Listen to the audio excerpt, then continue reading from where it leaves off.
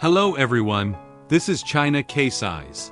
Today, I will introduce the wiring of the KUS-640 ultrasonic level sensor. The KUS-640 is the version with a display.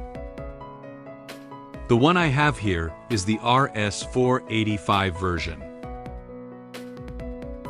The wiring sequence is red, 12 to 30 VDC, black, GND blue, RS485A, green, RS485B.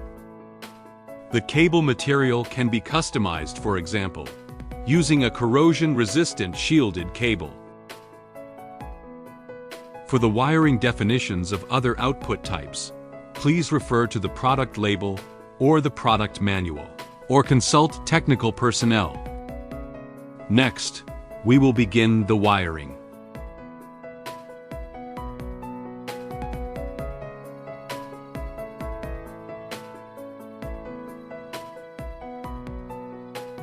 After the wiring is completed, confirm that the wiring sequence is correct and that the sensor power supply is normal before powering it on.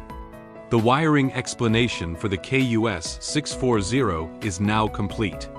After watching, for more product details or model options, please contact us via our official email or phone number. We understand your needs.